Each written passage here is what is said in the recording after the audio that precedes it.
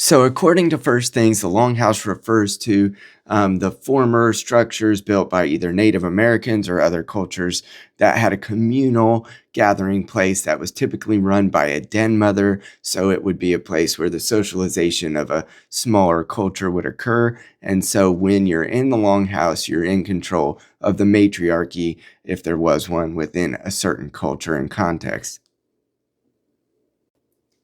When people talk about getting out of the longhouse, they're talking about a cultural overcorrection, whereas everything has become a social stigma, everything has become socially injurious.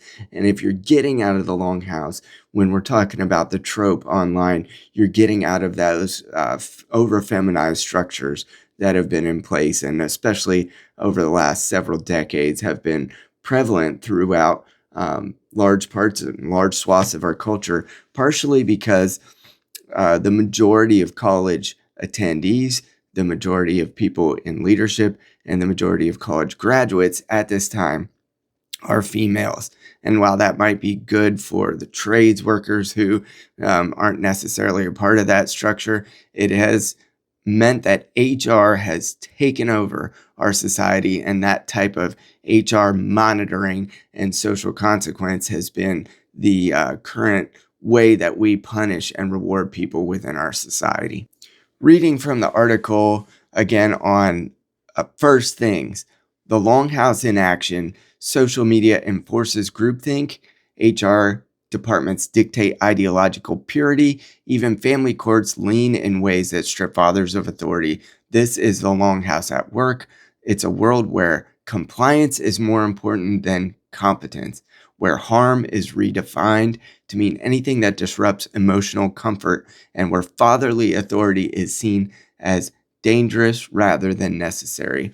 And so, obviously, this is important for a channel that's focused on fatherhood to try to refute the ideas that your comfort is more important than truth. And ultimately, I would like to think that the logical within our structure and within our society would point our current pendulum swing more towards truth and away from the safetyism and the desire for comfort above all else. The primary ways that we can get our culture out of the longhouse is to be the men within our own systems, the way that God has blessed us and initiated us into a family structure where we can demonstrate the leadership that masculinity, positive masculinity, can bring. And so, therefore, teaching our sons to reject the ideas of modernity.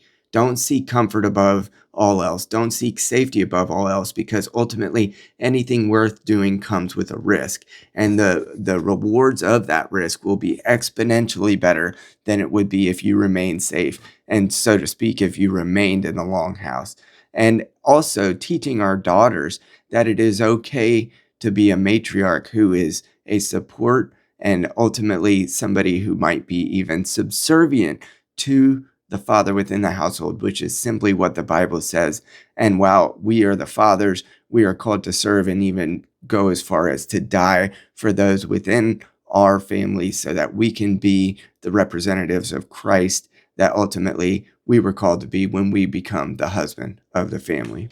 This First Things article is written by somebody not on the political right, but it does diagnose a problem that we have to get out of the age of weakness. And ultimately, that's what it means to dip out of the longhouse. So if you see the trend, if you see the trope, that is what it means. And it's up to us to follow through with this in a way that would be palatable and even empowering to those who might otherwise try to remain in the longhouse, stay safe, and handcuff their progeny to the chair so that they do not risk anything. That is a false sense of safetyism that ultimately will and has incurred its own anxiety, depression, and other issues within children. So let's all get out of the longhouse together. And if you see the trope online, that's exactly what it's referring to, is the safety culture that we've been inculcated with ever since HR became the driving force